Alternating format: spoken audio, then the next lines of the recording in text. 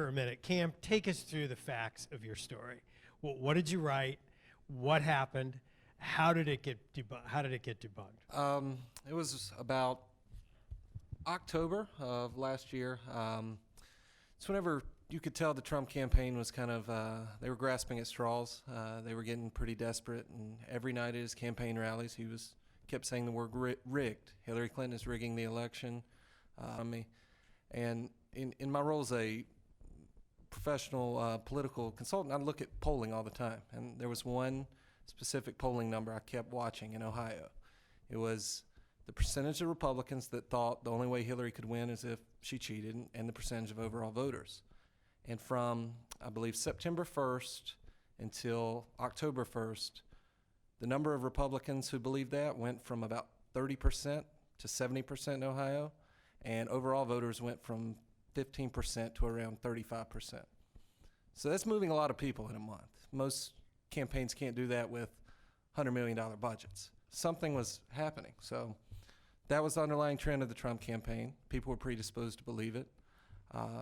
And so I sat down and wrote a story about an electrical worker in Ohio that was doing a random check on a building, came across about 12 ballot boxes filled with pre-marked Hillary Clinton ballots that were supposedly going to be delivered to polling places on Election Day. Grabbed a picture, photoshopped ballot boxes on the picture. Where did you get the picture, Cam?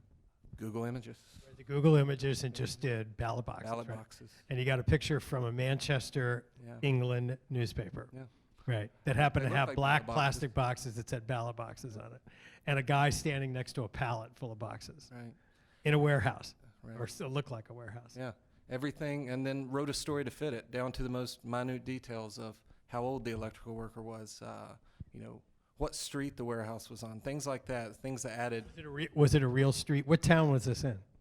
It was in Columbus, I believe. Yeah, that's what I thought it was. Was it a real street in Columbus? I don't remember. You know, That's actually a feature of a lot of fake stories. It's the level of detail. There was a fake story maybe a year ago saying that Kim Jong-un killed his uncle and fed him to dogs.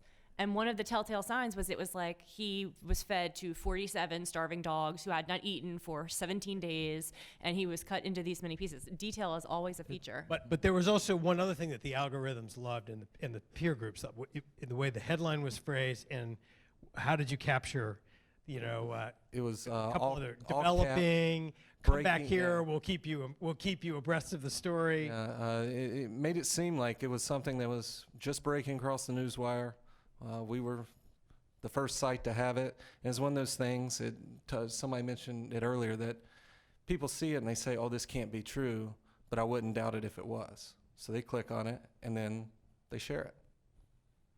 And the Secretary of State of Ohio picked it up the next day. The State Board of Elections for Columbus and the county and the Secretary of State, they all debunked it immediately. It was easy to debunk. All they had to do.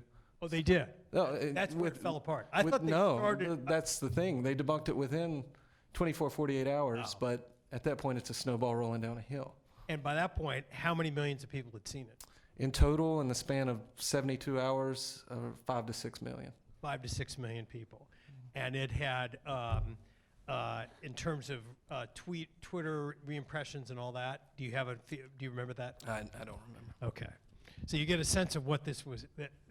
And you did this with a very deliberate sense, right? You looked at the polling data. You understood the idiom of rigged, rigged, rigged. Hillary can't win without cheating. The approach. People will buy that. And did you look at the analysis? Did more Hillary supporters circulate this or more Trump supporters circulate this? Definitely more Trump supporters. It goes back to what I said originally, that people like to find things that confirm their predispositions, what they want to believe.